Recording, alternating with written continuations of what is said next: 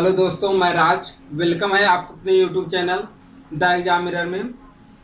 आज का टॉपिक हम लोग बहुत ही इंटरेस्टिंग टॉपिक पढ़ने वाले हैं। इससे पहले हम लोग इस चैप्टर का current and Ohm's law chapter का जो है 2 पार्ट वीडियो अपलोड हो चुकी है। उसे आप लोग देखकर कंसेप्ट को समझिए।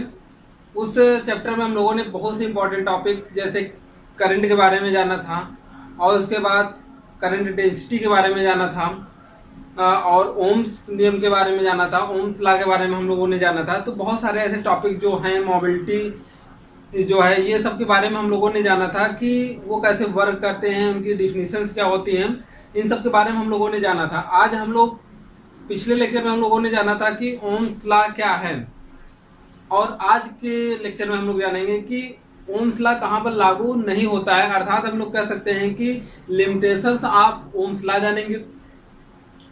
और ये इसका आरेख कैसा होता है, पिछले लेक्चर में हमने बताया था कि आरेख उसका क्या होता है, रैखिक होता है। लेकिन आज हम लोग यहाँ पर बताएंगे कि कुछ पदार्थ ऐसे होते हैं, कुछ कंडक्टर ऐसे होते हैं, या बैड कंडक्टर या सेमी कंडक्टर ऐसे होते हैं जो ओम्स के नियम का पालन नहीं करते। तो आज हम लोग उन्हीं पॉइंट को पढ़ेंगे कि जो ओम्स के नियम का पालन नहीं करते हैं। दोस्तों, यदि आपको ये वीडियो पसंद आए तो इसे लाइक और कमेंट जरूर करिएगा, और साथ में अपने दोस्तों को जरूर शेयर करिएगा। तो आइए हम लोग नए जोश के साथ स्टार्ट करते हैं इस चैप्टर को। और हम लोग पहला टॉपिक इसमें पढ़ेंगे क्या, ओम के नियम के अपवाद, एक्सेप्शंस ऑफ ओम्स लॉ। यानी यह हम लोग कह सकते हैं अरैखिक अभिलक्षण किसका, वी आई ग्राफ का, मतलब non linear V I characteristics. हम लोगों ने पहले वाले में पढ़ा था जब ओम्स लॉ पढ़ रहे थे। अगर टॉपिक नहीं देखे हैं तो डिस्क्रिप्शन में आपको लिंक मिल जाएगा, वहां से आप ये टॉपिक को देख लीजिएगा। बहुत ही आसान ओम्स लॉ है। हम एक बार यहाँ से उसे रिवीजन कर दे रहे हैं। ओम्स लॉ क्या था कि कोई धात्विक चालक, जैसे हम बात कर रहे हैं कि कोई धात्विक चालक, यहाँ पर एक धात्विक चालक ले रहे हैं, ये धात्विक चालक है। जब इसके सिरों पर क्या लगाया जा रहा है, कोई वी वोल्ट की बैटरी लगाई जाती है, ये पॉजिटिव और निगेटिव वी वोल्ट की बैटरी लगाई जाती है। तो इसमें प्रवाहित होने वाली धारा जो होती है, इसमें प्रवाहित होने वाली जो धारा होती है, वी और आई का अनुपात क्या होता है, एक कांस्टेंट होता है। वी और आई का अनुपात क्या होता है, एक कांस्टेंट होता है। लेकिन बात इंपॉर्टेंट ये है कि वी और आई का अनुपात कांस्टेंट कब होगा, जब यहाँ पर इस चालक तार का ताप क्या होगा, कांस्टेंट होगा, एक निश्चित ताप होगी। तो यहाँ पर परिभाषा इस आधार पर बनाया जा सकता है कि किसी चालक की भौतिक अवस्था, जैसे ताप भौतिक अवस्था में आएगा, ध्यान देना, किसी चालक की भौतिक अवस्था जैसे ताप में कोई परिवर्तन न किया जाए तो उस चालक के सिरों पर लगाया गया विभव V और प्रवाहित होने वाली धारा I के अनुपात को हम लोग क्या कहते हैं, ओम का नियम कहते हैं। V और I के अनुपात का होता है, कांस्टेंट होता है, उसे हम लोग क्या कहते हैं, ओम का नियम कहते हैं। आइए हम लोग अब जानते हैं कि ओम के नियम के अपवाद क्या हैं। तो ध्यान से सुनिएगा, ये जो पॉइंट बोल रहे हैं इसे आप लोग अपने कॉपी में नोट करिएगा। ओम के नियम के अपवाद नियम, सामान्यतः जो होता है, जितने भी वैद्युत परिपथ होते हैं वो ओम के नियम का पालन करते हैं, या जो वे परिपथ जो ओम के नियम का पालन करते हैं ओमी परिपथ कहलाते हैं। अब ओमी परिपथ क्या होते हैं, तो वही बात हुई कि ओमी परिपथ के सिरों पर, या किसी वैद्युत परिपथ या किसी चालक के सिरों पर जब विभवांतर और विभवांतर लगाया जाता है, कोई भी विभवांतर लगाया जाता है, तो वहां पर धारा प्रवाहित होती है। तो विभवांतर और धारा का अनुपात क्या होता है, नियत होता है। वो ऐसे परिपथ क्या कहलाते हैं, ओमी परिपथ कहलाते हैं। ये ओम के नियम का पालन करते हैं। तो हम लोग एक शब्द में ये कह सकते हैं कि सामान्यतः सभी सर्किट या सभी परिपथ ओम का नियम पालन करते हैं सामान्यतः। जैसे या अर्थात कह सकते हैं, अर्थात उस परिपथ में विभवांतर V और धारा का अनुपात क्या होता है, कांस्टेंट होता है। ओके, इतनी पॉइंट हम लोग को क्या करना है, ये लिखना है। फिर आगे करना क्या है, लेकिन कुछ पदार्थ, कुछ चालक, जैसे बात करेंगे सेमीकंडक्टर की, इलेक्ट्रोलाइट्स की, तो ये क्या करते हैं कि ओम के नियम का पालन नहीं करते हैं। अब एग्जाम्पल के रूप में के रूप में हम लोग ले लेते हैं। पहले एग्जाम्पल के रूप में ये लिए थे, ओम का नियम की बात कर रहे हैं। अगर हम लोग ओम के नियम के लिए बात किए थे, यहाँ पर एग्जाम्पल के रूप में हम लोगों ने एक चालक पदार्थ लिया था, ये धातु का बना हुआ था। एक चालक पदार्थ लिए और ये किसका बना हुआ है, धातु का बना हुआ है। यहाँ पर 20 वोल्ट की बैटरी लगा दी है, यहाँ पर धारा इस डायरेक्शन में बह रही है। जब यहाँ पर इसके बीच हम लोगों ने ग्राफ खींचा था, यहाँ पर इसके बीच जब ग्राफ खींचा था, जब कांस्टेंट यहाँ पर क्या था, टेम्परेचर था, तो यहाँ पर इसके बीच जब ग्राफ खींचा, किसमें, बी और आई के बीच जब ग्राफ हम लोगों ने खींचा, तो यहाँ पर क्या आया, एक रेखा में आया था। ये हम लोग पिछले टॉपिक में बात कर चुके थे किस प्रकार से एक सरल रेखा में आया था।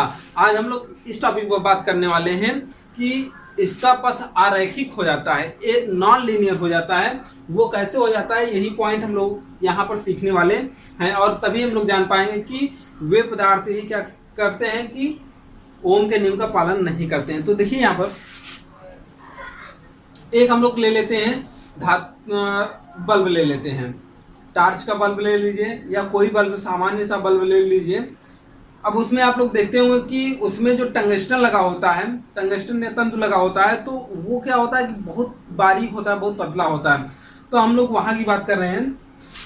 यहाँ पर इससे हम लोग डिजाइन कर रहे हैं, जैसे ये देखिए, यहाँ पर एक बल्ब हम लोग लगा देते हैं। एक क्या कर देते हैं, बल्ब को ऐसे लगा देते हैं, बल्ब का ये सिंबल है, ध्यान दीजिएगा। और यहाँ पर ये बैटरी से क्या कर दिए, प्लस माइनस जोड़ दिए। इसमें धारा आई फ्लो हुआ, इसमें धारा इस डायरेक्शन में आया, ठीक है।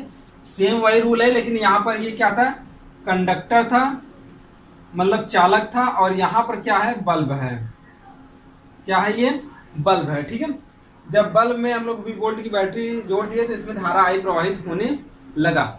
लेकिन ध्यान दीजिएगा, निम्न धारा पर, अब इसके बीच अगर हम लोग ग्राफ खींचे, यहां पर अगर ग्राफ खींचे तो ये ग्राफ कुछ ऐसे आता है। ये ग्राफ जो है V और I, इसके बीच ग्राफ ऐसे लीनियर ना जाकर वो कैसे आता है, पहले तो लीनियर जाता, ऐसे आ जाता है। पहले लीनियर जाता है, लेकिन बाद में क्या हो जाता है, कर्व हो जाता है। अब आपको जानने की आवश्यकता पड़ेगी कि सर ये बताइए, यहां पर तो लीनियर था, यहां पर ऐसा क्या हुआ, यहां पर ऐसा क्या हुआ कि जो ये कर्व शेप में आ गया। तो यहां पर यही जानने की आवश्यकता है। तो देखिए कैसे, जब जो है धातुओं में यहां पर बात की जाए, यहां पर ताप क्या था, कांस्टेंट था, ध्यान देना, ताप क्या था, कांस्टेंट, मतलब स्थिर था।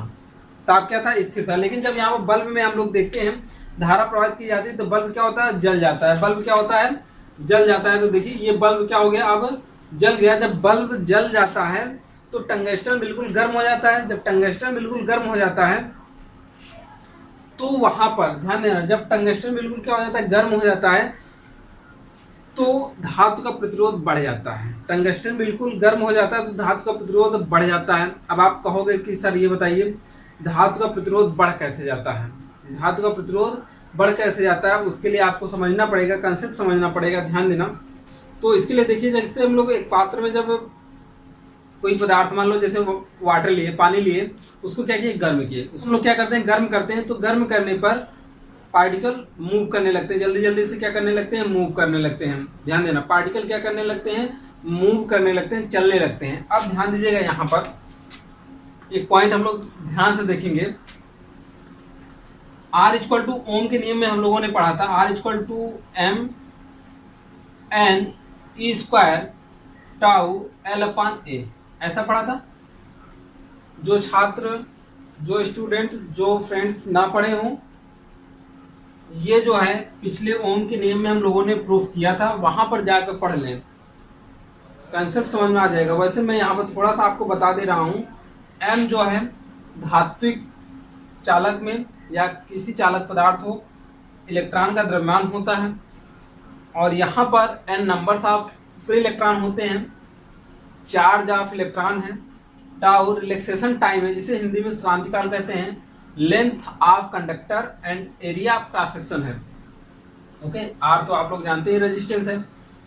अब किसी कंडक्टर की अगर बात की जाए, बल्ब या इस कंडक्टर की बात किया जाए, तो यहाँ पर M N E square L और ए सामान्य रहेगा, लेकिन जब टेम्परेचर बढ़ाएंगे तो सोचो, टेम्परेचर बढ़ाने पर ध्यान देना नंबर ऑफ फ्री इलेक्ट्रॉन बढ़ने वाले नहीं है, ई के जो चार्ज होते हैं वही होता है, एम बढ़ने वाला नहीं है। लेकिन ध्यान देना रिलैक्सेशन टाइम किसे कहते थे हम लोग, जब इलेक्ट्रॉन क्रमागत दो इलेक्ट्रॉन जब मतलब क्रमागत दो टक्करों के बीच लगने वाले समय को, इलेक्ट्रॉनों का क्रमागत दो टक्करों के बीच लगने वाले समय को, जैसे इलेक्ट्रॉन कहीं से आया, यहाँ से आया, यहाँ टकराया और यहाँ टकराया, तो पहला टक्कर दूसरी टक्कर यहाँ से यहाँ तक जाने में जो समय लगेगा उसे हम लोग क्या कहते थे, उसे हम लोग कहते थे रिलैक्सेशन टाइम, क्रांतिकाल कहते थे।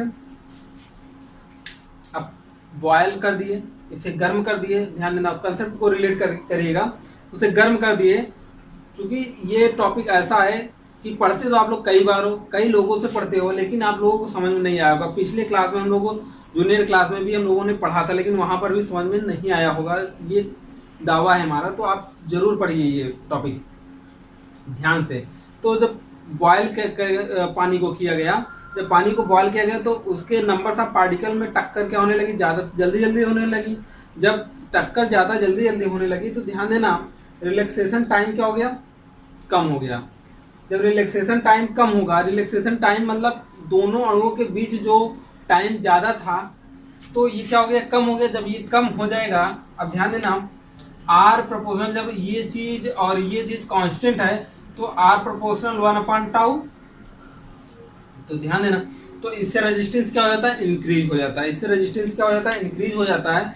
जब रेजिस्टेंस इंक्रीज हो जाता है तो ध्यान देना V/I का अनुपात कहाँ रह गया, V/I का जो रेशियो है, V/I का जो रेशियो है वो क्या हो जाता है, गड़बड़ हो जाता है। तो इसीलिए इसका कर्व जो है लीनियर ना होकर वो क्या हो जाता है, इसका जो आरेख खींचा जाता है वो लीनियर ना होकर, रैखिक ना होकर वक्री हो जाता है। ठीक है, मतलब ये कह सकते हैं कि ध्यान देना कि बल्ब में जब हम लोग धारा का मान निम्न रखते हैं तो वह एक सरल रेखा में बढ़ता है, क्योंकि ताप कम होता है तो आसानी से स्थिर ताप पर उनके बीच विभवांतर और आई का अनुपात क्या होता है, कांस्टेंट बना रहता है, ओम के नियम का पालन करता है। हम लोग ये कह सकते हैं कि वैद्युत बल्ब भी निम्न ताप पर ओम के नियम का पालन करते हैं। लेकिन जब वैद्युत धारा का मान बढ़ा देते हैं या विभवांतर का मान बढ़ा देते हैं तो ये तार तप्त हो जाता है, बल्ब बिल्कुल तप्त हो जाता है, जिससे प्रतिरोध का मान क्या हो जाता है, बढ़ जाता है। जिससे क्या होता है, प्रतिरोध का मान बढ़ जाता है। V और I का अनुपात कांस्टेंट नहीं रहता, V और I का अनुपात कांस्टेंट नहीं रहता, तो ये इसका वक्र यहाँ पर इसका आरेख एक वक्राकार प्राप्त होने लगता है। तो इस प्रकार से इसका वक्र हमें प्राप्त हो जाता है। इससे लिए हम लोग कह सकते हैं कि जलता हुआ बल्ब जो होता है ओम के नियम का पालन नहीं करता है। कब नहीं पालन करता है, जब विद्युत धारा का मान क्या होता है, बढ़ाया गया होता है। जब विद्युत धारा का मान क्या होता है, बढ़ाया गया होता है, मतलब सामान्य धारा से क्या कर दिया जाता है, जब बढ़ा दिया जाता है तो ओम के नियम का पालन नहीं करता है। अब देखिए ओम का नियम कहाँ कहाँ पर लागू नहीं होता, ये हमें समझने की बात है। तो ओम का नियम इलेक्ट्रोलाइट्स में, जैसे हम लोग बात करें कुछ ओम का नियम पालन कहाँ कहाँ पर नहीं होता, तो ध्यान दीजिएगा, यहाँ पर हम लिख दे रहे हैं इलेक्ट्रोलाइट।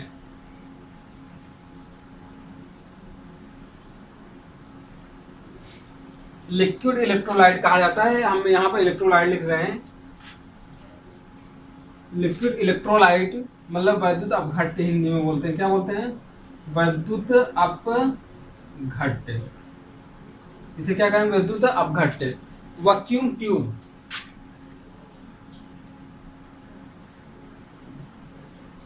वैक्यूम ट्यूब, निर्वात नलिका, निर्वात,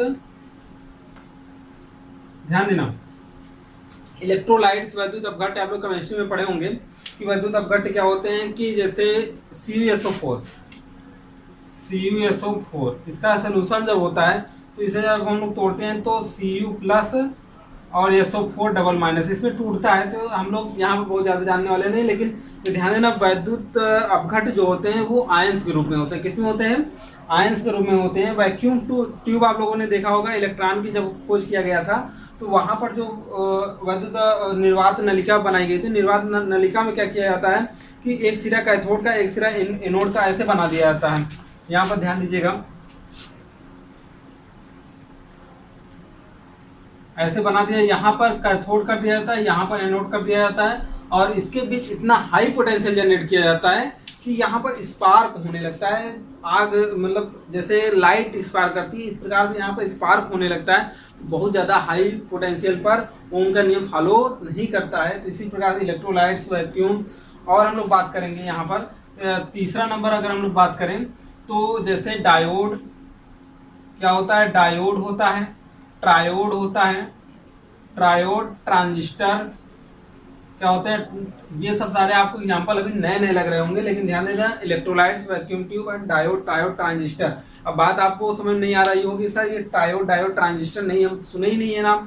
तो ध्यान दीजिएगा, हम लोग जब मॉडर्न फिजिक्स पढ़ेंगे आप, तो वहां पर हम लोग इसकी बात करेंगे, डायोड, ट्रायोड, ट्रांजिस्टर क्या होता है। लेकिन यहाँ पर थोड़ा सा जान लीजिए, पी और एन संधि मिलाकर क्या बनते हैं, डायोड बनता है। डाई मतलब दो, पी संधि और एन संधि मिलाकर डायोड बनता है। ट्रायोड, पी या एनपीएन संधि मिलाकर, इसी प्रकार से ट्रांजिस्टर भी होते हैं। तो यहाँ पर इन सब में ओम का नियम फॉलो नहीं होता है, ठीक है। तो एक प्रकार से हम लोग ये कह सकते हैं कि वैद्युत धारा बढ़ाने पर, वैद्युत धारा का मान बढ़ाने पर या पोटेंशियल बढ़ाने पर क्या होता है कि धारा का मान, मतलब पोटेंशियल हम लोग बढ़ाएंगे, ध्यान देना, पोटेंशियल बढ़ाएंगे तो धारा का मान भी बढ़ सकता है, बढ़ेगा। और जब धारा का मान बढ़ेगा तो वहां पर वायर जो होगा, जो कंडक्टर होगा, ठीक है, जो बल्ब होगा, उसका ताप बढ़ेगा। जब ताप बढ़ेगा तो उसका रेजिस्टेंस बढ़ेगा। जब रेजिस्टेंस बढ़ेगा तो आगे हम लोग टॉपिक पढ़ेंगे, वही गत्यात्मक प्रतिरोध क्या होता है। मतलब जब बढ़ा रहे हैं, पोटेंशियल बढ़ा रहे हैं, तो उस रेशियो में उसका प्रतिरोध कितना बढ़ रहा है, उसी को हम लोग डायनेमिक रेजिस्टेंस पढ़ेंगे या गत्यात्मक प्रतिरोध पढ़ेंगे। तो आइए हम लोग इसी के बाद अगला टॉपिक पढ़ते हैं, डायनेमिक रेजिस्टेंस क्या होता है, गत्यात्मक प्रतिरोध क्या होते हैं। देखिए, अब हम लोग पढ़ने वाले हैं गत्यात्मक प्रतिरोध, डायनेमिक रेजिस्टेंस क्या होते हैं। हम लोग अब जान चुके हैं कि ओमी परिपथ क्या होते हैं और अनोमी परिपथ क्या होते हैं, मतलब ओमी सर्किट क्या होते हैं और अनोमी सर्किट क्या होते हैं, वो हम लोग जान चुके हैं। तो अनोमी परिपथ वे होते हैं जो ओम के नियम का पालन नहीं करते हैं, ओमी परिपथ वे होते हैं जो ओम के नियम का क्या करते हैं, पालन करते हैं। अब यहाँ पर ध्यान देना है कि गत्यात्मक प्रतिरोध क्या है, कि ध्यान देना, यदि अनोमी परिपथ के किसी खंड के वैद्युत विभवांतर में किए गए छोटे से परिवर्तन डेल्टा वी से वैद्युत धारा में होने वाला परिवर्तन डेल्टा आई हो। ध्यान देना कि किसी अनोमी परिपथ के किसी खंड के वैद्युत विभवांतर में छोटे से परिवर्तन डेल्टा वी से वैद्युत धारा में होने वाले परिवर्तन डेल्टा आई हो, तो अनुपात जो डेल्टा वी और डेल्टा आई का होगा वही गत्यात्मक प्रतिरोध कहलाएगा। सर बात बिल्कुल समझ में नहीं आई, तो देखिए यहाँ पर जैसे समझा रहे हैं आपको, बात करते हैं यहाँ पर वही बल्ब लिए जैसे भी अनोमी सर्किट में हम लोग लिए थे, इसे हम लोग किससे जोड़ दिए, प्लस माइनस, यहाँ पर वी वोल्ट दे दिए और यहाँ पर आई हुआ, ठीक। बात किया गया था वोल्टेज का मान धीरे धीरे बढ़ा रहे हैं, तो आई भी बढ़ेगा। वोल्टेज का मान धीरे धीरे हम लोग क्या कर रहे हैं, बढ़ा रहे हैं, तो आई का मान भी धीरे धीरे क्या होता जाएगा, बढ़ता जाएगा। लेकिन हमने बताया था कि इसका जो रेजिस्टेंस होता है, ताप बढ़ेगा यहाँ पर, जब यहाँ पर ताप इंक्रीज होगा, ठीक है, जब ताप बढ़ेगा तो यहाँ पर प्रतिरोध का मान भी क्या हो जाएगा, बढ़ जाएगा, अर्थात डेल्टा वी और डेल्टा आई का अनुपात कांस्टेंट नहीं रह जाएगा।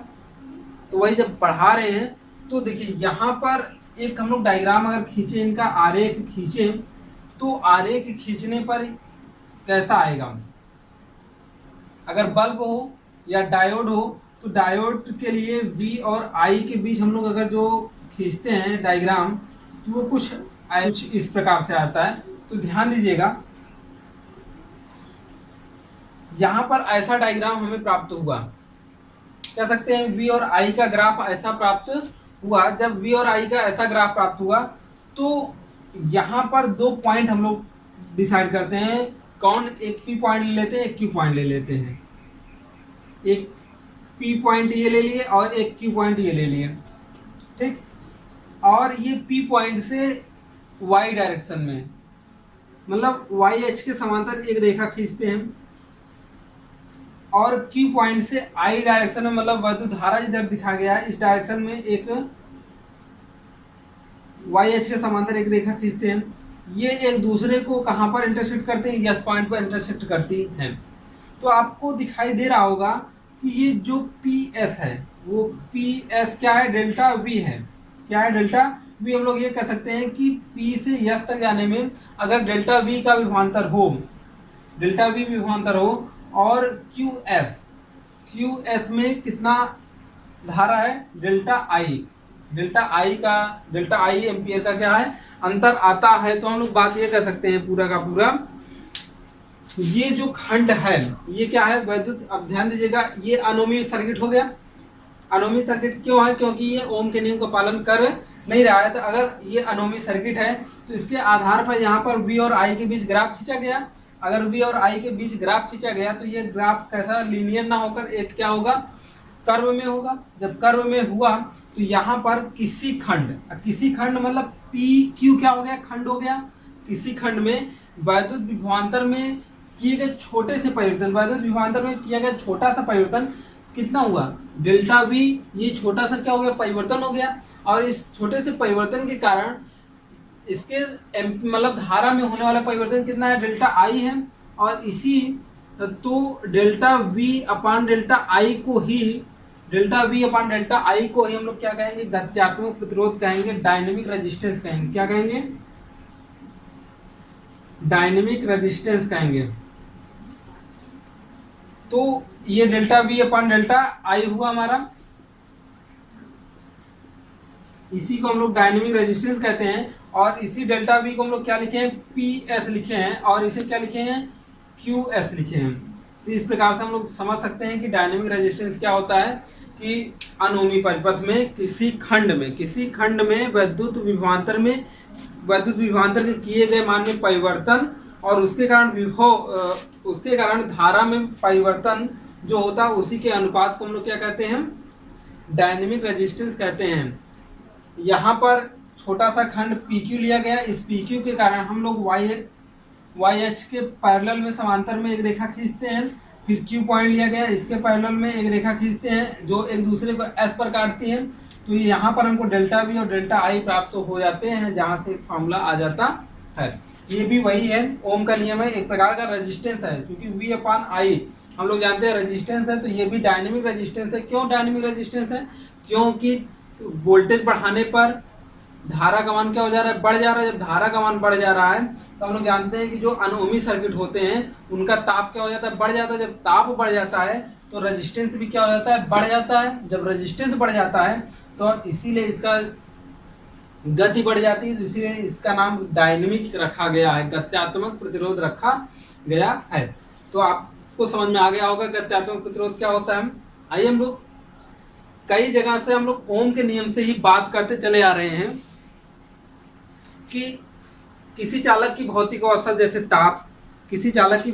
जैसे ताप में कोई परिवर्तन ना किया जाए,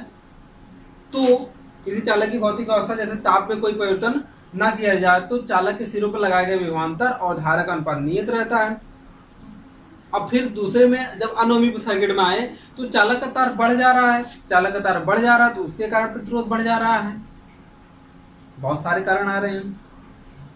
तो यहाँ पर हमको जानने की आवश्यकता पड़ेगी कि वे कौन कौन से पदार्थ हैं जिनका ताप बढ़ाने में प्रतिरोध बढ़ जाता है, या अक्सर ऐसा कोई भी पदार्थ है जिसका ताप बढ़ा दे तो प्रतिरोध कम हो जाए। है ऐसा चालक पदार्थ है, ऐसा कोई पदार्थ है जिसका हम लोग प्रतिरोध बढ़ा देते हैं, जिसका हम ताप बढ़ा देते हैं तो प्रतिरोध घट जाता है।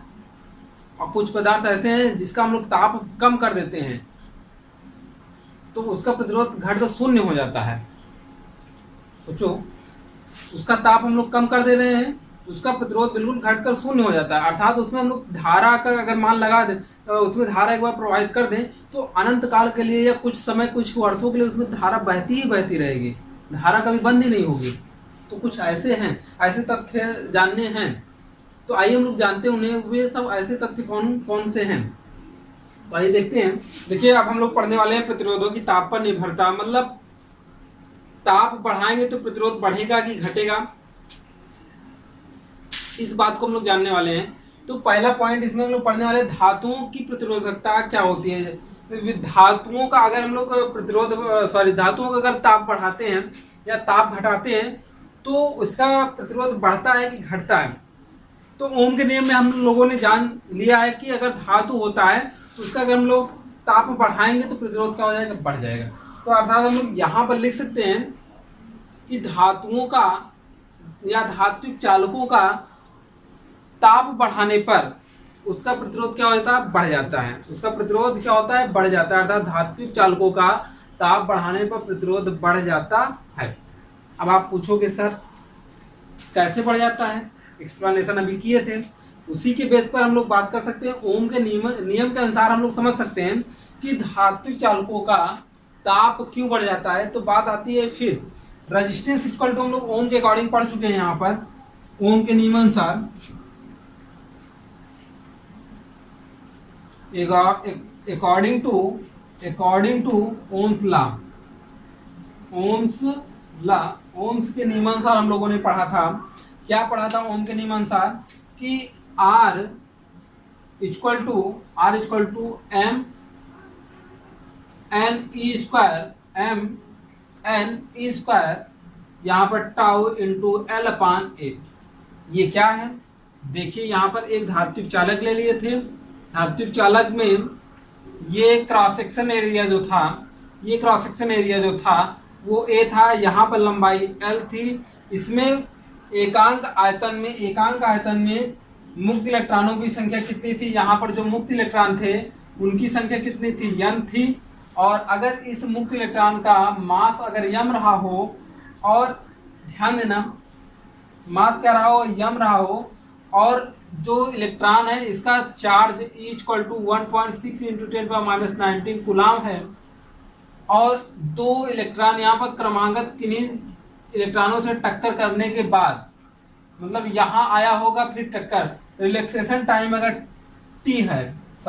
टाउ है, तो यहाँ पर R इक्वल टू इतना होगा, R equal to M upon N square tau into L upon A, इतना है।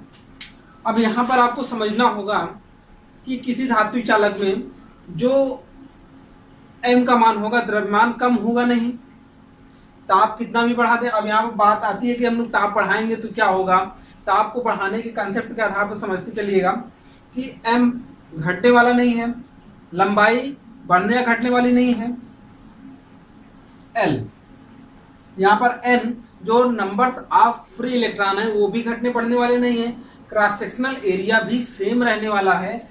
तो बात एक आती है E का मान तो 1.6 इंटू 10⁻19 कूलाम होता है, ये भी घटने वाला नहीं। तो हम लोग बात कर सकते हैं कि मोटा मोटा ये यहाँ पर आपको दिखाई दे रहा होगा m/n/e, और ये इतना वैल्यू, इतना टाउ को छोड़कर बाकी सब वैल्यू क्या है, कांस्टेंट है।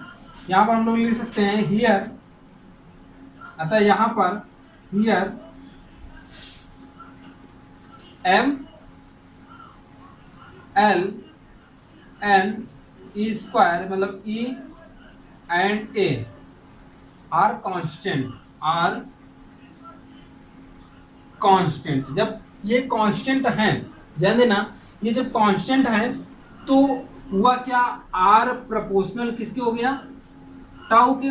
जब R प्रोपोर्शनल टाउ के हो गया तो R प्रोपोर्शनल किसके हो गया, टाउ के, मतलब रिलैक्सेशन टाइम के प्रोपोर्शनल हो गया, रिलैक्सेशन टाइम के अनुपात हो गया। तो इसका मतलब है कि रिलैक्सेशन टाइम बढ़ेगा तो रेजिस्टेंस बढ़ेगा, जब रिलैक्सेशन टाइम घटेगा तो रेजिस्टेंस भी क्या हो जाएगा, जब रिलैक्सेशन टाइम बढ़ेगा तो रेजिस्टेंस क्या हो जाएगा, घट जाएगा। ये श्रांति काल था, ठीक है। टाउ जो है ये रिलैक्सेशन टाइम है, श्रांति काल है। अब हम लोग जब ताप बढ़ाएंगे तो नंबर ऑफ फ्री इलेक्ट्रॉन, यहाँ पर ध्यान देना कि सपोज करते हैं यहाँ पर एक इलेक्ट्रॉन यहाँ पर है, एक इलेक्ट्रॉन यहाँ पर है, कोई इलेक्ट्रॉन यहाँ पर आया, इसे टक्कर किया, ये पहला टक्कर किसी इलेक्ट्रॉन का क्रमागत 2 टक्कर हो, पहला टक्कर और दूसरे टक्कर के बीच लिए गए समय को हम लोग क्या बोलते हैं, रिलैक्सेशन टाइम बोलते हैं, श्रांति काल कहते हैं। और यहाँ पर ये जो आता है इसके बीच की जो दूरी होती है उसे हम लोग लेमडा से प्रदर्शित करते हैं। किससे प्रदर्शित करते हैं? लेमडा से प्रदर्शित करते हैं। और यह क्या होता है, चली गई दूरी होती है, ठीक है। और ध्यान देना यहाँ से यहाँ तक जाने के लिए एक वेग भी होता है, उसे हम लोग क्या बोलते हैं, VRMS, velocity root mean square, root RMS का अगर फुल फॉर्म देखा जाए तो वो क्या हो जाएगा, रूट मीन स्क्वायर, क्या हो जाएगा, रूट मीन स्क्वायर हो जाएगा, वर्ग माध्य मूल वेग कहलाएगा या वर्ग माध्य मूल चाल कहलाएगा। ध्यान देना, इस कंसेप्ट को समझना। ये सारी की सारी घटना इस चालक के अंदर की बात है। इलेक्ट्रॉन यहाँ पे गया होगा, मूव किया होगा तो यहाँ से यहाँ तक जाने में जो रिलैक्सेशन टाइम टाउ लगा, और यहाँ से यहाँ तक जाने में वेग क्या है, वर्ग माध्य मूल चाल है, इसे हम लोग RMS से डिनोट करते हैं। और यहाँ से यहाँ तक जाने में अगर दूरी डेल्टा कवर की है तो हम लोग एक सिंपल सा फॉर्मूला यहाँ पे पढ़ते हैं कि चाल बराबर दूरी बटे समय। तो ये पूरा का पूरा देखिए, चाल बराबर क्या हो जाएगा, दूरी बटा समय। तो यहाँ पर चाल बराबर दूरी बटा समय से चाल बराबर दूरी बटा समय, और यहाँ पर हम लोगों को चाल क्या है, VRMS है। VRMS मतलब वर्ग माध्य मूल चाल है। दूरी क्या है, लेमडा से हम लोगों ने दिखाया था। टाइम को रिलैक्सेशन टाइम टाउ है, तो ये इतना हो गया। हम लोग ऐसा कर सकते हैं, VRMS equal to upon lambda equal to 1 upon tau, और आपको दिखाई दे रहा होगा 1 upon tau is the proportional of R, 1 upon tau is the proportional of R। तो here putting the value of R, so VRMS यहाँ पर VRMS upon lambda is proportional of R, with the proportional of R. So we have discussed about here R। अगर velocity क्या होती है, increase करती है। अगर वेलोसिटी क्या होती है, इंक्रीज करती है, तो रेजिस्टेंस भी क्या हो जाएगा, इंक्रीज कर जाएगा। रेजिस्टेंस भी क्या हो जाएगा, इंक्रीज कर जाएगा। ध्यान देना, यहीं पर पॉइंट समझने वाली बात है। अगर यहीं पर समझ जाएंगे तो धातुओं की प्रतिरोधकता मतलब प्रतिरोध क्यों बढ़ जाता है ताप बढ़ाने पर, आपको बिल्कुल समझ में आ जाएगा यहाँ पर। अब वही बात है, एग्जाम्पल लेते हैं जो अभी हम लोग इससे पहले लिए थे कि पानी को जब गर्म करते हैं, जल को जब गर्म करते हैं, वाटर को जब बॉयल करते हैं, तो वहां पर क्या होता है कि पार्टिकल्स आपस में मूव बहुत तेजी से करने लगते हैं, चलने लगते हैं, गति करने लगते हैं। जब गति करने लगते हैं तो उनका वेग बढ़ जाता है। उसी प्रकार से जब ये चालक गर्म होगा, ध्यान देना, ये चालक क्या होगा, जब गर्म होगा, जब ये गर्म होगा तो इनमें इलेक्ट्रॉनों के बीच टक्कर बहुत तेजी से होगी, मतलब बहुत तेजी से गति करने लगेंगे। जब गति करने लगते हैं तो इसके कारण इसका रेजिस्टेंस इंक्रीज कर जाता है, इसीलिए धातुओं की प्रतिरोधकता बढ़ जाती है। इसीलिए धातुओं की प्रतिरोधकता क्या हो जाती है, बढ़ जाती है। अर्थात हम लोग ये कह सकते हैं किसी धात्विक चालक को जब गर्म किया जाता, मतलब किसी धात्विक चालक को जब अधिक धारा दिया जाता तो क्या हो जाता है, गर्म हो जाता है। जब गर्म हो जाता है तो हम लोग ये कह सकते हैं कि उसका प्रतिरोध बढ़ जाता है। जब प्रतिरोध बढ़ जाता है तो ओम का नियम का पालन नहीं करता, अर्थात कह सकते हैं कि अधिक धारा के मान के लिए कोई भी धात्विक चालक ओम के नियम का पालन करता नहीं है। ठीक है, तो आई होप आप लोगों को ये कंसेप्ट समझ में आया होगा कि धातुएं जो होती हैं कि उनका ताप बढ़ाने पर उनकी प्रतिरोधकता बढ़ जाती है, अर्थात चालकता क्या हो जाती है, घट जाती है। चालकता क्या हो, कंडक्टिविटी क्या हो जाती है, घट जाती है। मतलब बैरियर, जैसे बैरियर ज्यादा हो जाएगा तो उसकी चालकता, जो चलने की कैपेसिटी हो वो क्या हो जाएगी, कम हो जाएगी, और प्रतिरोधकता क्या हो जाती है, बढ़ जाती है। ठीक है, आइए हम लोग बात करते हैं एलॉय। एलॉय मतलब मिश्र धातु। मिश्र धातुओं में क्या होता है, आइए देखते हैं। ऐसे समझने वाली बात है कि एलॉय मतलब मिश्र धातुओं में। इसमें दूसरा टॉपिक हम लोग पढ़ने वाले हैं प्रतिरोधों की ताप पर निर्भरता में एलॉय, मतलब मिश्र धातुओं में मतलब इसे हम लोग बोलते हैं एलॉय। क्या बोलते हैं एलॉय में? एलॉय में टेम्परेचर क्या होता है? एलॉय की टेम्परेचर हम लोग बढ़ाते हैं। एलॉय का क्या करते हैं? टेम्परेचर बढ़ाते हैं। तो मतलब मिश्र धातुओं में जब टेम्परेचर बढ़ाते हैं तो इनका भी प्रतिरोध बढ़ता है। इनका भी प्रतिरोध क्या होता है? बढ़ता है। लेकिन इनका भी प्रतिरोध बढ़ता है, लेकिन धातुओं की अपेक्षा बहुत कम बढ़ता है। धातुओं की अपेक्षा बहुत कम बढ़ता है। तो इस प्रकार से ये दोनों ऐसे तथ्य हैं कि जिनका प्रतिरोध क्या होता है? ताप बढ़ाने पर बढ़ता है, लेकिन धात्विक चालकों में ताप बढ़ाने पर प्रतिरोध बहुत ज्यादा बढ़ जाता है। जबकि यहाँ पर कोई एलॉय है, मिश्र धातु है। जैसे मिश्र धातु हम लोग कहेंगे दो अलग अलग धातु लाया गया, उनको मिला दिया गया तो वो मिश्र धातु हो गए। या ऐसा बात है कि एक मिश्र धातु है, दूसरा कोई अलग पदार्थ है, उसको मिला दिया गया तो वो मिश्र धातु हो गए, वो एलॉय कहलाते हैं। एलॉय में को मिलाने पर उनकी कंडक्टिविटी प्रभावित होती है। तो उनमें क्या होता है कि प्रतिरोधकता तो बढ़ती है, लेकिन क्या होती है कि बहुत कम मात्रा में बढ़ती है। अब आपको यहाँ पर एक जानने को उत्सुकता ये हो रही होगी, सर ये बताइए कि 0 डिग्री सेंटीग्रेड पर अगर किसी पदार्थ की प्रतिरोधकता मान लीजिए R0 है, तो आप ये बताइए कि कितने टेम्परेचर पर या इतने टेम्परेचर पर इसकी प्रतिरोधकता इतनी हो जाएगी, इसका रेजिस्टेंस इतना हो जाएगा या रेजिस्टिविटी इतनी हो जाएगी। आइए हम लोग उस टॉपिक पर बात करते हैं। यहाँ पर अब हम लोग मान लेते हैं कि यहाँ पर मान लेते हैं 0 डिग्री सेंटीग्रेड पर, कितने पर? 0 डिग्री सेंटीग्रेड पर किसी चालक की, किसी धात्विक चालक की, ध्यान देना, किसी धात्विक चालक की प्रतिरोधकता क्या है? R0 है। क्या है? R0 है। तो T डिग्री सेंटीग्रेड पर RT हो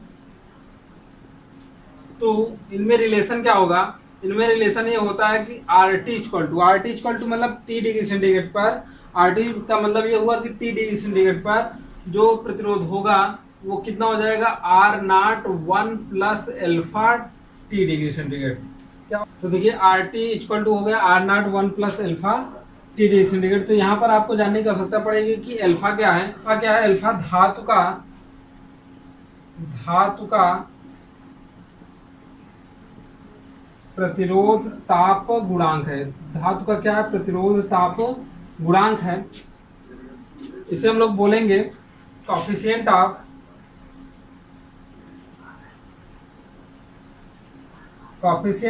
टेम्परेचर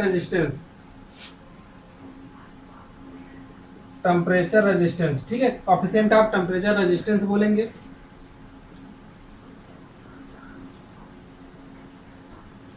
अब बात आती है कि यहाँ पर अगर अल्फा को परिभाषित करना हो तो हम लोग कैसे अल्फा को परिभाषित करेंगे? इसे हम लोग इस प्रकार से लिख सकते हैं, alpha equal to RT minus R0 upon R0 into T degree centigrade. ऐसा कर सकते हैं। जब अगर ऐसा कर सकते हैं तो यहाँ पर हम लोग बात करते हैं कि यदि 0 डिग्री सेंटीग्रेड पर, कितने डिग्री सेंटीग्रेड पर? 0 डिग्री सेंटीग्रेड पर किसी भी पदार्थ का जो प्रतिरोध है R0 अगर 1 ओम है, कितना हो? 0 डिग्री सेंटीग्रेड पर किसी चालक का प्रतिरोध अगर 1 ओम हो तो यहाँ पर T डिग्री सेंटीग्रेड मतलब 1 डिग्री सेंटीग्रेड बढ़ाने पर उसका कितना हो जाएगा? अब ध्यान देना, R0 की वैल्यू कितना है? 1 है। R0 यहाँ पर भी 1 होगा, ये भी 1 हो जाएगा, तो ये अल्फा बराबर RT के बराबर हो जाएगा। तो हम लोग फाइनली से ले सकते हैं यहाँ पर अल्फा इक्वल टू RT, अर्थात हम लोग कह सकते हैं कि किसी धातु का प्रतिरोध ताप गुणांक 1 डिग्री सामान्य ताप पर या 0 डिग्री सेंटीग्रेड पर यदि चालक का प्रतिरोध 1 ओम हो और 1 डिग्री सेंटीग्रेड बढ़ाने पर उसका प्रतिरोध किसके बराबर होगा? धातु के प्रतिरोध के ताप गुणांक के बराबर होगा। तो ये इसको परिभाषित किया जा सकता है आसानी से। अब आइए हम लोग बात करते हैं हम लोगों ने धातुओं के बारे में पढ़ लिया, एलॉय के बारे में पढ़ लिया।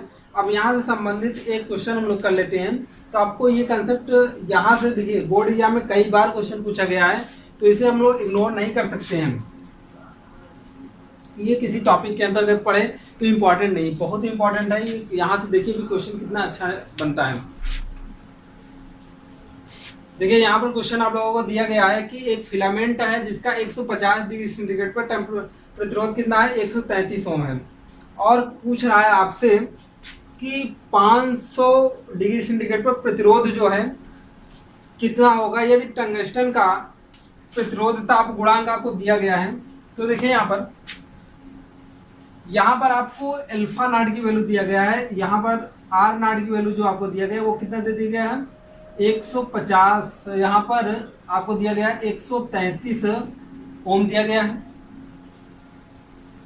और यहाँ पर ध्यान दीजिएगा जो आरटी की वैल्यू दिया गया है वो कितना दिया गया है, वो आरटी की वैल्यू आपको फाइंड आउट करना है। क्योंकि यहाँ पर 500 डिग्री सेंटीग्रेड मतलब अब टेम्परेचर कितना बढ़ा गया आपको ध्यान देना है। जो टेम्परेचर इंक्रीज किया गया है 30 डिग्री सेंटीग्रेड, वो कितने से 500 से 150 से 500 किया गया है। तो मतलब 500 में से 150 को क्या करेंगे, सब्ट्रैक्ट करेंगे, तभी तो देखिए ये मानते हैं कि ये एक धातु चालक है। यह धातु चालक 150 डिग्री सेंटीग्रेड पर कितना इसका रेजिस्टेंस था, 133 ओम था। जब इसका टेम्परेचर बढ़ाकर कितना कर दिया गया, 500 कर दिया गया। तो आपसे पूछ रहा है अब बताइए इसका टेम्परेचर यहाँ पर अगर 500 कर दिया गया है तो यहाँ पर रेजिस्टेंस कितना होगा, आपसे आरटी पूछ रहा है। मतलब आरटी कहने का आशय ये है कि आपसे पूछ रहा है कि आप ये बताइए आर 500 डिग्री सेंटीग्रेड पर कितना होगा। तो यहाँ पर इसे सब्ट्रैक्ट करके हम लोग जब निकालते हैं तो ये कितना आएगा, 350 डिग्री सेंटीग्रेड आया। तो हम लोगों के पास एक फॉर्मूला है जो अभी हम लोगों ने सिद्ध किया था कि आर नॉट इक्वल टू, यहाँ पर R T equal to R not 1 plus alpha T, ऐसा है एल्फा टी डिग्री सेंटीग्रेड। तो यहाँ पर हम लोग आर टी की वैल्यू तो फाइंड आउट करनी ही करनी है। आर नॉट की वैल्यू कितनी है, 133 ओम है, और 1 प्लस एल्फा प्रतिरोध ताप गुणांक, जिसे हम लोग एल्फा इक्वल टू यहाँ पर ले सकते हैं 0.0045 प्रति डिग्री सेंटीग्रेड। तो यहाँ पर जब एल्फा की वैल्यू पुट करेंगे तो देखिए 0.0045 इंटू टी, टी की वैल्यू कितना रखेंगे, 350 डिग्री सेंटीग्रेड रखेंगे। 350 जब रखेंगे तो इसे सॉल्व करने पर इसकी वैल्यू जो आ रही है 257 ओम आ रहा है। कितना आ रहा है, 257 ओम आ रहा है। इसे आप लोग सॉल्व कर लीजिएगा, सॉल्व करने पर इतना ही आएगा, ठीक है। तो इस प्रकार से जो हम लोगों ने फॉर्मूला यहाँ पर पढ़ा था आर टी इक्वल टू यहाँ पर R not 1 plus alpha T का यूज करके कोई भी चालक तार हो किसी भी टेम्परेचर पर आपसे अगर रेजिस्टेंस पूछता है तो हम लोग आसानी से ज्ञात कर सकते हैं। देखिए क्वेश्चन आपसे ऐसा भी पूछ सकता था कि एक फिलामेंट है, फिलामेंट आप लोग जानते हो बल्ब में होता है कि यहाँ पर अगर 0 डिग्री सेंटीग्रेड पर इसका प्रतिरोध इतना हो तो इतने टेम्परेचर पर कितना होगा। तो वही यहाँ पर इनिशियल जो टेम्परेचर हम लोग पहले जानते थे 0 होता है, यहाँ पर इनिशियल टेम्परेचर कितना दे देगा, 150 दिया गया है, जबकि यहाँ पर फाइनल आपका टेम्परेचर कितना दिया गया है, 500 दिया गया है। तो इस प्रकार से हम लोग बदल सकते हैं, जिससे जो वैल्यू ऑफ T1 हो जाएगा और ये क्या हो जाएगा, T2 हो जाएगा। जब T2 माइनस T1 करेंगे तो यहाँ पर टेम्परेचर डिफरेंस हमको पता चलेगा। This is the point of temperature difference. यहाँ पर आप किसी एक का टेम्परेचर नहीं रखेंगे, टेम्परेचर डिफरेंस कितना हुआ है। हम पहले यहाँ पर फॉर्मूले में टेम्परेचर डिफरेंस को इसलिए नहीं बता पाए, क्यों, क्योंकि यहाँ पर हम लोग 0 लिए थे, पहला टेम्परेचर कितना लिए थे, 0 डिग्री सेंटीग्रेड लिए थे, और दूसरा टेम्परेचर कितना लिए थे, T डिग्री सेंटीग्रेड। अब ध्यान दीजिए, हमें ये तो कम वैल्यू है और ये ज्यादा वैल्यू है। जब T में से 0 को सेपरेट करेंगे तो T ही आएगा। जैसे सपोज करो यहाँ पर हम लोग 0 डिग्री सेंटीग्रेड ले लिए, यहाँ पर 10 ले लिए, तो 10 माइनस 0 इक्वल टू 10। तो ये फॉर्मूला सिर्फ T हुआ। अगर सपोज करो पहला आपका T यहाँ पर T1 होता और यहाँ पर T2 होता तो T2 माइनस T1 करते तो ये डेल्टा T के बराबर आता, delta T equal to T2 minus T1 हो जाता। तो ये क्या हो जाता है, यहाँ पर टेम्परेचर डिफरेंस होता। तो यहाँ से फॉर्मूले में आपको लग नहीं रहा है, लेकिन यहाँ पर जो वैल्यू रखी जाएगी वो टेम्परेचर डिफरेंस का ही रखा जाएगा। तो इस प्रकार से हम लोग कोई भी क्वेश्चन रहेगा सॉल्व कर सकते हैं। आइए हम लोग अगला कंसेप्ट पढ़ते हैं कि कोई इलेक्ट्रोलाइट्स है, जैसे वैद्युत अपघट्य है, तो वहां पर अगर हम लोग वैद्युत अपघट्य का टेम्परेचर अगर इंक्रीज करते हैं तो वहां पर उसकी प्रतिरोधकता क्या होती है, बढ़ती है कि घटती है, चालकता बढ़ती है कि घटती है, तो इन सब पर हम लोग बात करने वाले हैं। देखिए इलेक्ट्रोलाइट्स प्रतिरोधों का ताप पर निर्भर करता है, टॉपिक हम लोग वही पढ़ रहे हैं। अब यहाँ पर अगला टॉपिक, दो टॉपिक हम लोग पढ़ चुके हैं, धात्विक चालकों में, दूसरा नंबर पढ़े एलॉय में, मिश्र धातु में। तीसरा पॉइंट हम लोग पढ़ने वाले हैं क्या, कि कोई भी वैद्युत अपघट्य हो, क्या हो, वैद्युत अपघट्य। वैद्युत अपघट्य आप लोगों को बता चुके हैं कि यहाँ पर ऐसे ये वाटर नहीं है, ध्यान देना कि इलेक्ट्रोलाइट्स है, वैद्युत अपघट्य है, जैसे NaCl, CuSO4, ठीक है, Al2SO4। कई प्रकार के वैद्युत अपघट्य होते हैं जिसमें एक पॉजिटिव होता है और एक निगेटिव होता है, तो यहाँ पर आयंस के रूप में होते हैं। ध्यान देना वैद्युत अपघट्य डाइल्यूट भी होता है और कंसंट्रेटेड भी होता है, मतलब गाढ़ा भी होता है, पतला भी होता है। तो सोचो, आपको एक एग्जांपल देते हैं। आप सड़क पर जा रहे हो, और वहां पर भीड़ क्या है, बहुत ज्यादा है, तो आपको चलने में दिक्कत ज्यादा आएगी। जब चलने में दिक्कत ज्यादा आएगी तो हम लोग ये कह सकते हैं कि आपके मार्ग में बैरियर बहुत ज्यादा है।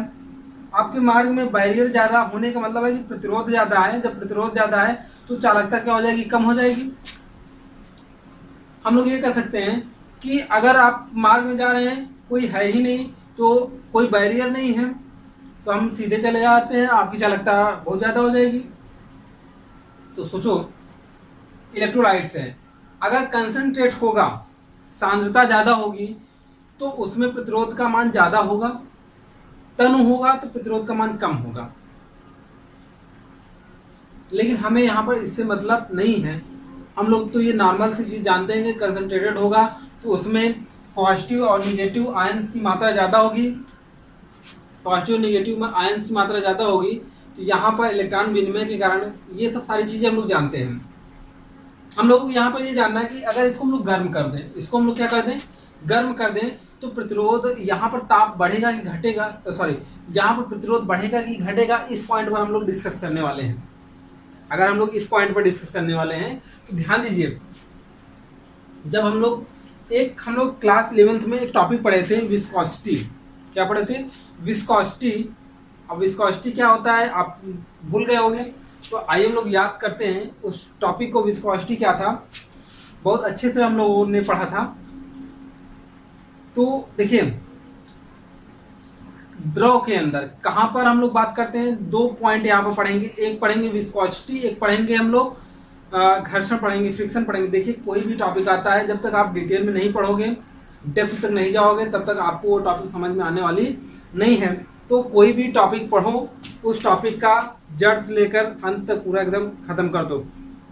तो देखो, हम लोग इलेक्ट्रोलाइट्स पढ़ रहे थे, इलेक्ट्रोलाइट्स अभी हम लोग पढ़ रहे हैं थोड़ा सा कि विस्कोसिटी, जिसे हम लोग हिंदी में बोलते हैं श्यानता। श्यानता क्या चीज होती है, बहुत सिंपल सी बात है। द्रव के अंदर हम लोगों ने पढ़ा था कि वो लेयर्स में होती है। कैसे होती है, लेयर्स में ऐसे होती हैं, ऐसे लेयर्स में होती हैं। जब ऐसे लेयर्स में होती हैं तो ध्यान देना, ये लेयर्स हैं और ये लेयर एक के ऊपर चलेंगी। तो द्रव के अंदर किन्हीं दो स्पर्शी तलों के मध्य, किन्हीं दो स्पर्शी, जैसे पहला ये है, दूसरा ये है, स्पर्शी तलों के मध्य। देखो, इसको ले जाने के लिए हमें क्या है, इसमें इसके विरुद्ध हमें कुछ न कुछ कार्य करना पड़ा था। तो विरोधी बल को ही हम लोग क्या बोलते हैं, श्यानता बोलते हैं। और यह श्यानता इस की इनहेरेंट प्रॉपर्टी होती है, मतलब आंतरिक गुण होता है। ये इसके पास होता नहीं है, पहले तो होता नहीं। अगर कंटेनर में ऐसे भर कर रख दिया गया है और पानी क्या है, बिल्कुल जल एकदम शांत है, कोई भी लिक्विड है वो एकदम शांत है, तो उस पर वहां पर कोई भी श्यानता, कोई भी विस्कोसिटी जनरेट नहीं होती है। विस्कोसिटी तब जनरेट होती है जब वो क्या करता है, मूव करता है। जब क्या करता है, मूव करता है, जब चलता है, तो ध्यान देना, पहले नीचे वाली लेयर विरामावस्था में होना चाहती है और ऊपर वाली लेयर क्या होती है, गति की अवस्था में आना चाहती है। तो गति की अवस्था में आने के कारण अब ये देखो, पहले जब ये रुक रही है तो इसके ऊपर जब फिसल रही है तो ये भी विरोध करेगी, ये कहेगी भैया तुम भी रुको। इसके कारण वो क्या हो जाती है, विराम की अवस्था में आने का प्रयत्न करती है। तो इसके कारण यहाँ पर एक विरोधी बल लगता है, उसी को विरोधी बल को हम लोग श्यानता कहते हैं या श्यान बल बोलते हैं, विस्कोसिटी फोर्स बोलते हैं।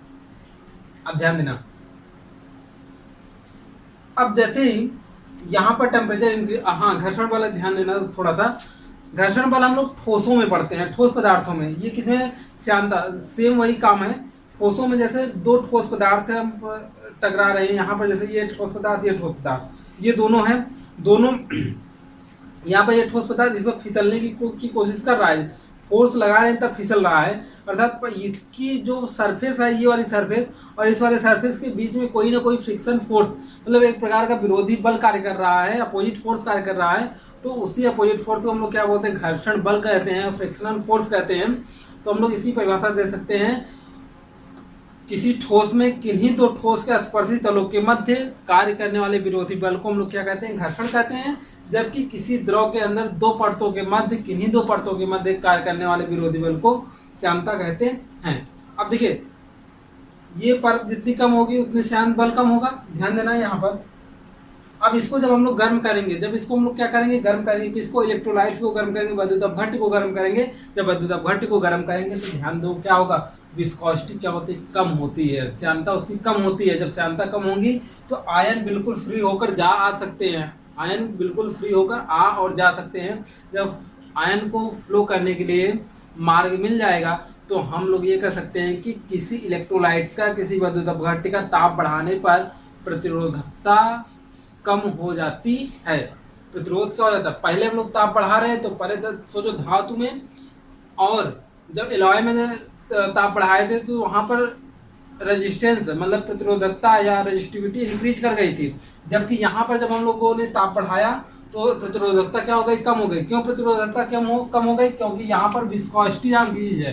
क्या है, विस्कोसिटी, विस्कोसिटी मतलब श्यानता है। जब श्यानता है तो श्यानता के कारण यहाँ पर फ्रीली मूव करने लगे आयन। जब आयन जो है फ्रीली मूव करने लगे, जब आयन फ्रीली मूव करने लगे तो यहाँ पर क्या हो जाता है, आराम से रेजिस्टिविटी कम हो जाती है, प्रतिरोधकता कम हो जाती है, अर्थात चालकता क्या हो जाती है, बढ़ जाती है। तो हम लोग एक शब्द में ये लिख सकते हैं कि किसी इलेक्ट्रोलाइट्स का किसी वैद्युत अपघट्य का ताप बढ़ाने पर रेजिस्टिविटी मतलब प्रतिरोधकता क्या हो जाती है, कम हो जाती है, अर्थात चालकता क्या हो जाती है, बढ़ जाती है। आई होप आपको ये समझ में आया होगा। एक टॉपिक, लास्ट टॉपिक हम लोग पढ़ने वाले हैं कि सुपर कंडक्टिविटी क्या होती है, अति चालकता क्या होती है। तो उसे हम लोग ध्यान से समझेंगे क्योंकि ये आपके एग्जाम में, बोर्ड एग्जाम में कई बार ये प्रश्न पूछा गया है कि सुपर कंडक्टिविटी क्या होती है। ठीक है, ट्रांजिशन टेम्परेचर क्या होता है, बहुत सारी चीजें यहाँ पर, ट्रांजिशन टेम्परेचर। अच्छा, सुपर कंडक्टर क्या होता है, नाम से ही लग रहा है धातु है ये, सुपर कंडक्टर क्या होता है। तो यहाँ पर कई पॉइंट हम लोगों को जानने पड़ेंगे। देखिए, सुपर कंडक्टिविटी, अति चालकता, जिसे हम लोग क्या कहते हैं, जब किसी चीज की अति मतलब बहुत ज्यादा हो जाती है। कंडक्टर तो है, चालकता तो है, उसके चालक तो है, लेकिन अति है, बहुत ज्यादा है। धातुओं में या अर्धचालक में हम लोग बात करेंगे यहाँ पर कि धातुओं में या अर्धचालक में हम लोग बात करने वाले हैं कि ये ताप बढ़ाने पर और प्रतिरोधकता के बीच कुछ न कुछ एक संबंध होता है और वह संबंध असामान्य होता है। ध्यान देना कैसे, हम लोग अगर ताप को बढ़ाते हैं तो टेम्परेचर बढ़ रहा है, घट रहा है, हम लोगों ने दो चीजों में जाना। अब यहाँ पर बात करते हैं कि टेम्परेचर बढ़ेगा या घटेगा, तो इन बातों को हम लोग को ध्यान से समझना है। अब टेम्परेचर को हम लोग कम कर रहे हैं, टेम्परेचर को क्या कर रहे हैं, कम कर रहे हैं, तो धातु में प्रतिरोध धीरे धीरे कम होगा, क्योंकि टेम्परेचर जब बढ़ा रहे थे, जैसे इसका टेम्परेचर जब बढ़ाएंगे तो प्रतिरोध क्या होता जाएगा, बढ़ता जाएगा। जब टेम्परेचर को कम करेंगे, जब टेम्परेचर को कम करेंगे तो प्रतिरोध क्या होता जाएगा, घटता जाएगा, घटता जाएगा। एक टेम्परेचर ऐसा आता है, एक टेम्परेचर ऐसा आता है कि उसकी प्रतिरोधकता घटकर बिल्कुल शून्य हो जाती है। इस चालक की एक टेम्परेचर, मान लो ये कोई चालक मटेरियल है, इसका टेम्परेचर लगातार शून्य करते जा रहे हैं, जीरो करते जा रहे हैं, मतलब कम करते जा रहे हैं, कम करते जा रहे हैं, कम करते जा रहे हैं। तो एक अवस्था ऐसी आएगी, अब कम करते जा रहा है तो प्रतिरोध भी धीरे धीरे धीरे धीरे कम हो रहा है। तो प्रतिरोध धीरे धीरे कम हो रहा है तो इसका मतलब चालकता क्या हो रही है, बढ़ रही है। तो इसका मतलब है कि एक टेम्परेचर ऐसा आएगा कि उसकी प्रतिरोधकता बिल्कुल शून्य हो जाती है, घटकर बिल्कुल शून्य हो जाती है। तो इस घटना को हम लोग क्या बोलते हैं, अति चालकता बोलते हैं। इस घटना को क्या बोलते हैं, अति चालकता बोलते हैं। और ऐसे पदार्थ को सुपर कंडक्टर बोलते हैं, अति चालक पदार्थ कहते हैं। क्या बोलते हैं, अति चालक पदार्थ कहते हैं। और ध्यान देना, ये पॉइंट आप लोग नोट कर लीजिएगा, जो बोल रहे हैं ये पॉइंट नोट कर लीजिएगा। यहाँ पर हम बोर्ड पे लिखने वाले नहीं है क्योंकि काफी टाइम लगता है, तो ध्यान दीजिए। और वीडियो लंबा हो जाता है तो आप देखेंगे भी नहीं, और उतना देखेंगे नहीं तो समझ में नहीं आएगा, तो आप डिसलाइक करके चले जाओगे। तो ध्यान देना यहाँ पर कि ये ताप कम कर रहे थे तो प्रतिरोध भी क्या हो रहा था, कम हो रहा था। ताप अचानक बहुत ज्यादा घट गया, या कह सकते हैं कि ताप कम कर रहे तो प्रतिरोधकता अचानक घटकर शून्य हो गई। उस घटना को हम लोग क्या कह दिए, चालकता कह दिए। उस घटना को हम लोगों ने क्या कह दिया, चालकता कह दिया। और इस मटेरियल को हम लोगों ने क्या कह दिया, सुपर कंडक्टर कह दिया, सुपर कंडक्टर कह दिया। और जिस टेम्परेचर पर यह घटना हुई सुपर कंडक्टिविटी की, उस टेम्परेचर को ट्रांजिशन टेम्परेचर कहते हैं। ऐसा कौन कौन से पदार्थ होते हैं, तो ध्यान देना।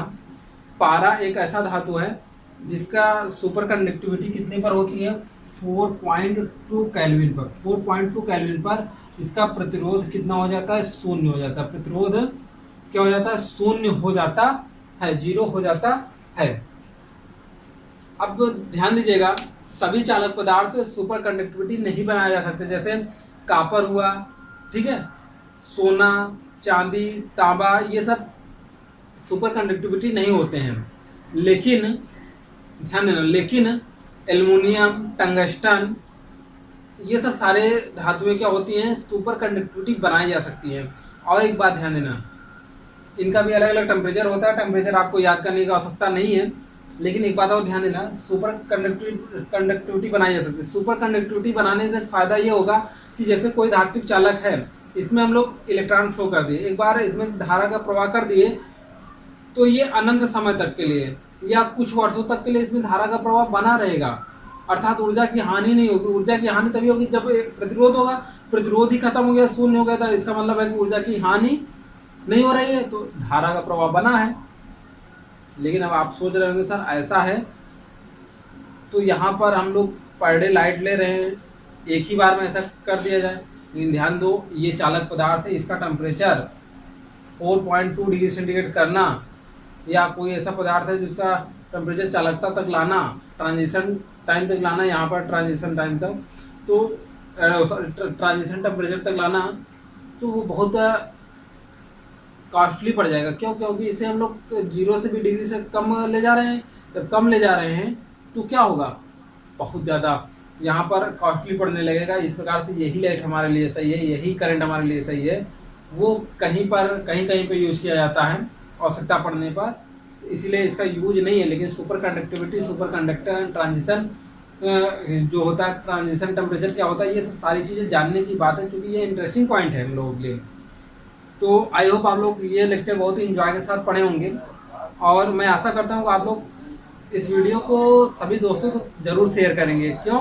क्योंकि ये सब सारे जो लेक्चर हैं बहुत ही इंटरेस्टिंग टॉपिक के हैं और बहुत ही इंटरेस्टिंग है ये। तो और ये वीडियो अगर आप लोगों को पसंद आया हो तो चैनल को सब्सक्राइब कर लीजिए और कंटिन्यूसली अपनी पढ़ाई स्टार्ट कर दीजिए। क्योंकि अगर कंटिन्यूसली आप नोट्स नहीं बनाएंगे तो वीडियो देखने से कुछ होता नहीं। आप वीडियो देखें, देखने के बाद आपको वीडियो पसंद आता है तो उसे लाइक जरूर करें। अगर पसंद नहीं आता है तो कोई बात नहीं, डिसलाइक ऑप्शन है, आप डिसलाइक भी कर दीजिए। और आप अपना डिसलाइक क्यों कर रहे हैं ये मोटिव आप जरूर बताएं कमेंट के अंदर। ओके, तो आज के लिए ये लेक्चर इतना ही। फिर अगले लेक्चर में हम लोग आपसे मिलेंगे।